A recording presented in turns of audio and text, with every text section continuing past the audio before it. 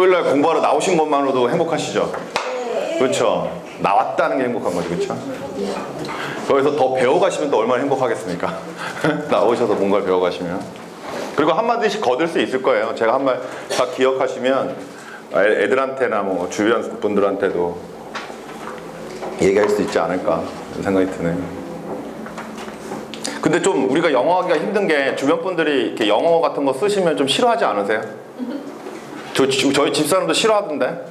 근데 제가 예를 들면은 뭐 하다가 넛 좀 더 줘 이렇게 얘기하면 넛이 뭐니에요? 너트 그러면 화를 내요. 너트라고 그러라고. 넛이 뭐냐고 막 이렇게 영어를 별로 이렇게 좋아하지 않더라고요. 근데 애들 막 영어 교육은 엄청 시켜요. 자기는 안 하면서.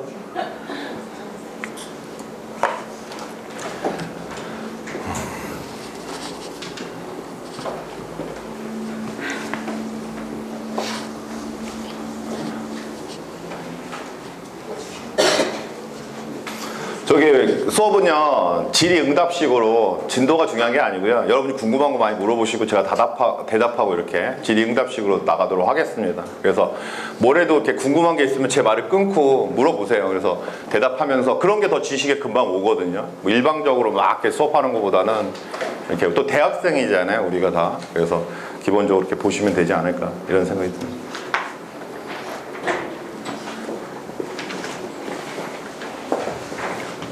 좀 아까 말씀드렸지만 첫째 시간은요 영어에 대한 얘기를 좀 하고요, 둘째 시간은 프린트를 드렸는데 그 3, 4페이지에서 토익 얘기를 좀 하겠습니다. 그래서 영어를 잘하는 거랑 왜 토익 시험을 잘 보는 거가 다른지, 왜 우리나라 학생들은 토익 성적이 좋은데 말을 못하는지 그런 걸 느끼실 수 있는 수업이 될 것 같아요. 그래도 그게 이제 본인 입장하고 학부모 입장하고 다른데, 여러분들은 영어를 잘하는 애를 키우고 싶으세요? 영어 시험을 잘 보는 애를 키우고 싶으세요? 둘 다. 아, 힘든 얘기입니다. 둘 다 욕심이 많으시네요. 그럼 본인들은 어떠세요? 영어를 잘하고 싶으세요? 아니면 영어 시험을 잘 보고 싶으세요? 둘 다. 아, 욕심이 많으시네. 영어를 잘하는 건 솔직히 불가능할 것 같아요, 제 생각에. 왜냐면 우리가 국어를 잘하잖아요. 그럼 매일 공부를 하기 때문이에요. 우리가 TV 보면 뭐 하는 거예요? 리스닝.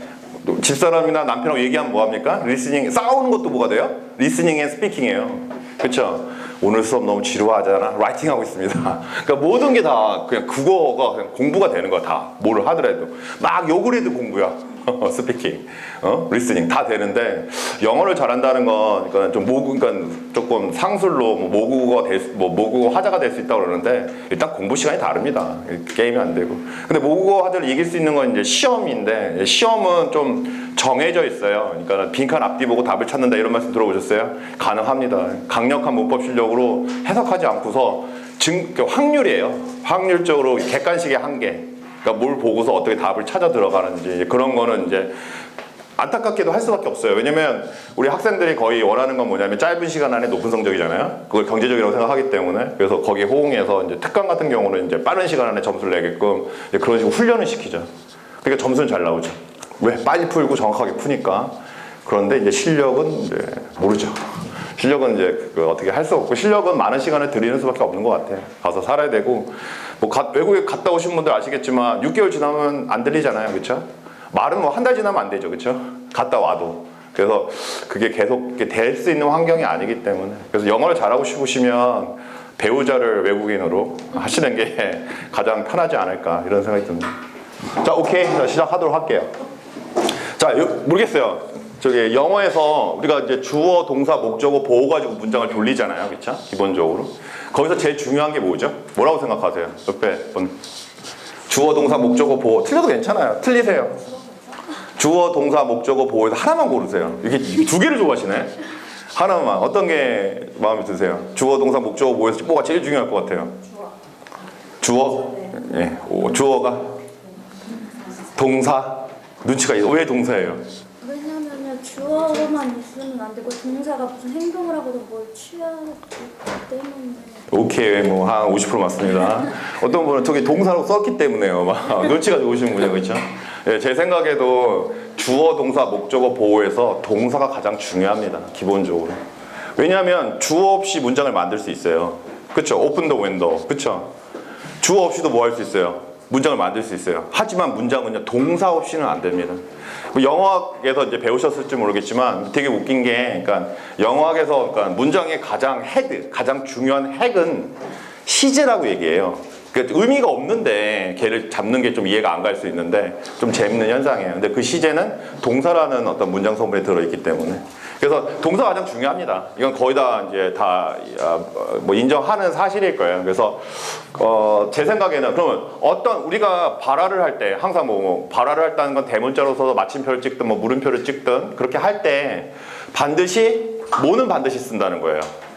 동사는 반드시 사용한다는 거잖아요. 그러면 공부를 동사 중심으로 하는 게 좋겠죠. 그렇죠. 그래서 하나의 팁이 바로 그겁니다. 동사를 잡아라. 동사를 자기가 잡고서 이제 확률이 생기는 거예요. 거기서 그 동사를 중심으로 해가지고 이제 어떻게 변하는지 그런 거를 공부하면 좀 아마 가는 길은 좀 빠르지 않을까 이런 생각이 듭니다. 그래서 동사 중심으로 정리를 해놨는데 저 좀 전에도 잠깐 말을 했는데 문제는 뭐냐면 이것도 중요한 두 번째 팁입니다. 동사가요, 동사 스스로의 의미를 결정짓지 못해요. 동사가 동사 스스로의 의미를 결정짓지 못합니다. 예를 들어 볼까요? 늦게 오신 분한테 한번 여쭤볼게요. 자, 볼게요. ask가 무슨 뜻이에요? 어차피 말해도 다 틀립니다. 제가 물어보는 건 다 틀립니다. 저기 문장이 있어야지 알 수 있어요. 와, 박수 한번 칠까요? 어떻게 하셨어요? 예? 어떻게 하셨어요? 보통은 다 뭐라고 얘기합니까? 묻다요. 아니, 요청하다요 이러는데, 오, 대단하신 분인데, 예, 왜 그러냐면 동사는 좀 아까 말씀드렸죠. 동사 스스로가 의미를 결정지을 수가 없어요. 이게 제일 중요합니다. 기본적으로. 그래서 뒤에 보시게 되면 이제 사람이 나오고 to 플러스 이제 동사 원형이죠, 그렇죠? 동사 원형이 나오면 이때는 뭐가 돼요? 요청하다가 되죠, 그렇죠? 누가 뭐뭐 하도록 요청하다 이런 식으로 결정이 돼요. 얘 의미가. 그러니까 뒤를 보고 결정을 하셔야 돼요.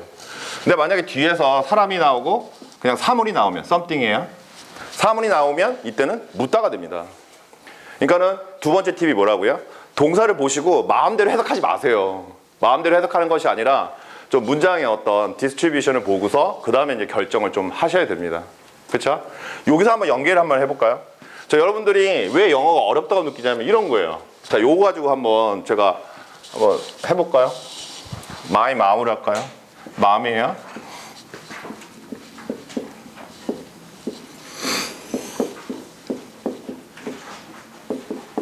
룸입니다. 귀찮아서 짧기도 하고 그 다음에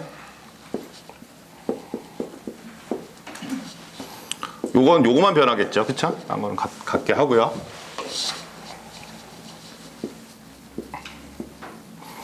헤드로 쓸까요?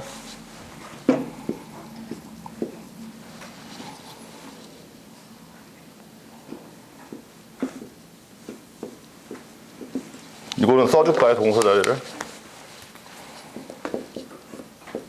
이건 좀 써주겠습니다. 자, 무슨 얘기를 하려고 하는지 볼게요. 자, 그 다음에 보게 되면요, 이 세 문장이 다 다를 것 같죠, 그렇죠? 보시면 기본적으로 이제 충분히 다릅니다. 예, 정확하게 이제 영어는 구분을 하죠. 근데 시험은 그렇게 다르지 않아요. 그러니까 영어하고 시험하고 달라요. 영어를 잘한다고 시험을 잘 보라고 할 수 없어요. 시험은요, 시험 문제를 많이 본 친구들이 잘 봅니다. 이건 어쩔 수가 없는 거예요. 자, 보시게 되면 여기 뒤에 분이 My mom asked me 뭐 to clean the room 이렇게 했으면 이건 한번 해석해 보실까요? 어떻게 될까요? 우리 엄마가 그렇죠. 요청했죠. 엄마가 요청했습니다. 내가 방 청소를 하도록. 이건 해석하시면 엄마는 도와줬죠. 내가 방 청소하도록. 저 엄마가 밑에는 어떻게 될까요? 시켰죠. 내가 방 청소하도록. 그렇죠? 자, 이게 달라요. 해석이 다른데 그러면 시험에서는 어떤 문장이 맞고 어떤 문장이 틀릴까요? 이 세 문장 중에서 틀린 문장을 고르시오. 다른 문장을 고르시오 했을 때 고를 수 있겠냔 말이죠. 고를 수? 없죠. 고를 수 있어요? 없잖아요. 단지 문법적으로 이런 차이가 있는 거죠. have라는 놈 얘 다 시켰다예요. 그렇죠? 방 청소를 요청한 것도 하라는 거고 어떻게 보면 시키는 거를 좀 부드럽게 시켰겠죠. 도와주는 건 뭐야? 방 청소해 그랬더니 싫어 그러네. 그럼 엄마가 도와줄게. 같이 하자. 그래서 안 할 애를 뭐 하게 했어요? 방 청소 하게 한 거예요. 포인트는 내가 방 청소를 한다는 거죠. 밑에는 뭐예요? 안 하면 죽어. 좀 강요하면서 그런 느낌이 있는 거죠. 자, 그런데 동사에 따라서 이 뒤에 나오는 동사의 형태를 한번 보세요. 윗 문장은 반드시 뭘 써야 됩니까? to 부정사 써야 되죠. 밑에 문장은 뭐예요? to 부정사 써도 되고 원형 부정사 써도 되죠. 밑에 문장은 반드시 뭘 써야 됩니까? 원형 부정사 써야 되는 거죠. 이게 영어하고 시험에 가장 좀 구별할 수 있는 좀 좋은 예문이 아닐까 이런 생각이 들거든요. 지금 무슨 말이냐면 영어랑 시험이 좀 달라요. 그러니까 시험은요, 영어도 공식이에요. 제가 원래 수학을 싫어했어요, 학교 다닐 때. 그래가지고 간 데가 이제 영어과는 그래도 수학을 안 해도 될 거라고 생각하고 갔는데, 뭐 학부 정도는 안 해도 되더라고요. 대학원 가니까 이게 또 수학이에요. 이게 그러니까는 그렇더라고요. 이게 수학을 안 할 수가 없더라고. 하여튼간 뭘 하려면 좀 덜 할 수는 있겠지만, 어쨌든 하고 싶은 말은 뭐냐면, 영어라는 것은 이렇게 공부하는 거고 시험은 조금 배우시면 좋아요. 배우면 그러니까 내는 것들이 딱 한정되어 있기 때문에, 그런 식으로 내기 때문에 해석을 한다고 해서 답을 찾을 수가 없습니다. 그래서 영어를 잘한다고 해서 성적이 좋다는 걸 보장하지 못한다는 거예요, 기본적으로. 그래서 이런 것들을 이제 주안점을 두시고 생각을 좀 하셔야 돼요. 자, 뭐에서 온 거라고요? 얘네 다 시켰답니다. 단지 시켰다인데, 시키다의 의미인데 뭐야? 이 뒤쪽에 어떤 형태를 쓰느냐에 따라서 써야 될 놈이 정해지는 어떤 그런 추세인 거잖아요. 그래서 그런 것들을 많이 알고 계시는 게 되게 중요합니다, 기본적으로. 그래서 이걸 통해서 좀 시험은 좀 다르다, 이 말씀을 좀 드리고 싶었어요, 기본적으로.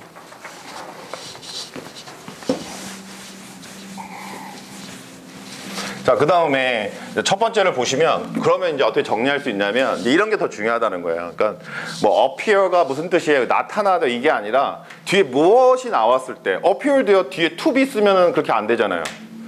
그쵸? 뭐 you appear to be handsome 그러면 너 잘생긴 것 같다지, 그게 무슨 뭘 나타납니까? 이제 그런 단순함기의 단점이 뭐냐면, 이제 초보들이 보통 그렇게 해요. 이제 그게 이제 좀 안타까운데, 핸섬이에요, 귀찮아서. 그는 나타난다, 이렇게 부르는 거예요. 어피어가 무슨 뜻이야? 나타나다. 그는 나타난다. 그 다음부터 뭐 할 수밖에 없어요? 국작을 할 수밖에 없는 거죠. 그렇죠? 그런데 appear to 동사 원형은 뭐 추측을 나타낼 때 쓰는 거잖아요. 뭐뭐인 것 같다, 뭐뭐 할 것 같다, 이럴 때 쓰잖아요. 이런 거에 좀 조심.